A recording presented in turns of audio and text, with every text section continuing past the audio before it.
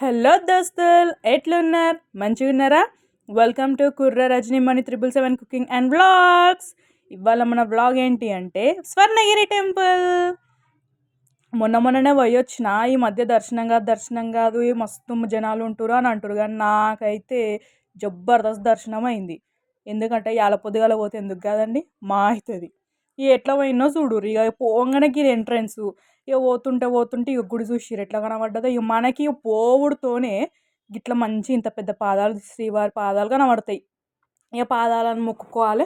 ఆ మెట్లు ఉంటాయి కొన్ని, ఆ మెట్ల మించి పైకి పోయి గిట్లా పోతుంటే వినాయకుడు మంచిగా ఎదురుగా కనబడతాడు. వినాయకుని కూడా మొక్కేసినాం. ఇక లోపల పోయినాం. 10 నిమిషాలలో నాకు దర్శనం అయిపోయింది మంచిగా. ఇక అట్లా దర్శనం చేసుకొని ఆయన ఇట్లా ఎడమచేపు పక్కన వస్తే ఇంత పెద్ద హనుమంతుడు కనిపిస్తాడు. ఇక హనుమంతుని కూడా దర్శనం చేసుకున్న తర్వాత ఇక జర్రం ముందుకు వచ్చి గట్లా పోయినాం అనుకో, ఇంత పెద్ద జలనారాయణుడు మనకు కనిపిస్తాడు అనమాట. చూసిరు కదా మన ఇక్కడనే ఎంత పెద్ద జలనారాయణుడు.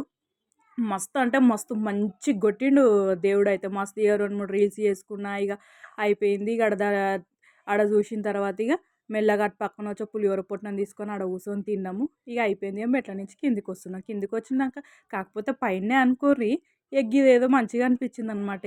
ఈ వీడియో తీసుకోవాలని చెప్పి ఆయనతో ఈ వీడియోకి మనిషికి 20 రూపాయలు తీసుకొని మరీ తీసిండు. మంచిగా అనిపించిందని ఈ వీడియో కూడా తీసుకున్నా. ఇది నా స్వర్ణగిరిది సింపుల్గా. మీరు కూడా పోవాలి, దర్శనం మంచిగా కావాలంటే పొద్దున్నే పోర్రి. 8 గంటల వరకు ఆడ ఉండేటట్టు చూసుకొని మంచిగా అయితే దర్శనం. సాటర్డేలు సండేలు పోకురిగి అంతే. Thank you for watching. Do support.